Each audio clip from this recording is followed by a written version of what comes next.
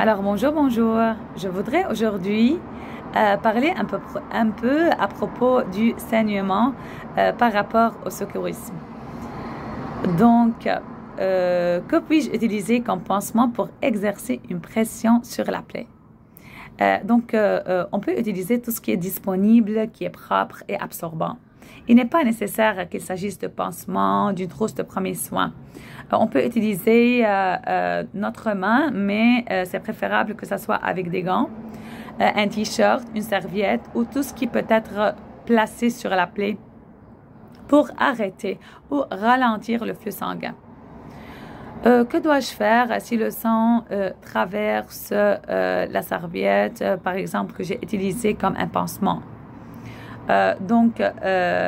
Laissez-la tremper en place sans l'enlever et ajouter d'autres choses comme des t-shirts, des serviettes. Maintenez une pression ferme et directe.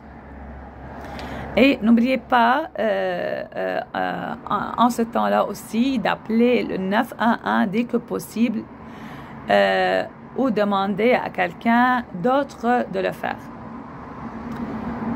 Dois-je appliquer un garrot sur une plaie qui saigne abondamment? Vous devriez envisager d'utiliser un garrot si la plaie est sur un membre et qu'une pression directe ne contrôle pas le saignement ou qu'il n'est pas possible d'appliquer une pression directe. Donc,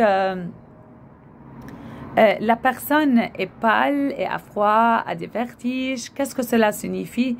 Donc, cela signifie que la personne est en état de choc. Dois-je m'inquiéter d'une infection ou attraper quelque chose par le sang?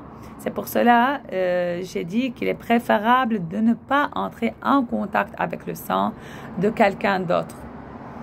Donc, vous pouvez utiliser des gants médicaux, un sac en plastique ou leur demander d'utiliser leurs propres mains pour faire la pression sur la plaie si la personne est en bon état de conscience.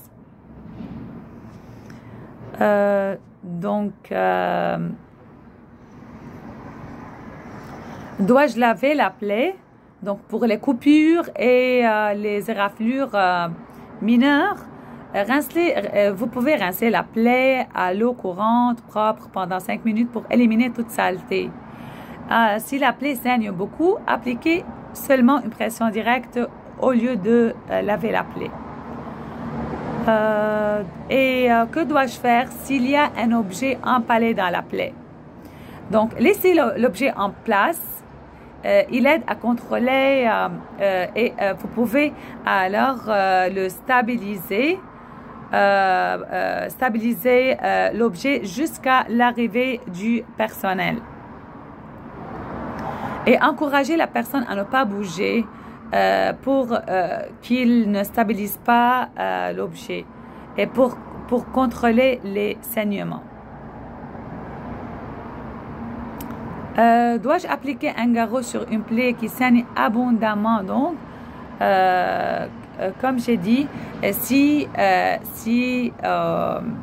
le saignement n'est pas contrôlable, on envisage d'utiliser un garrot.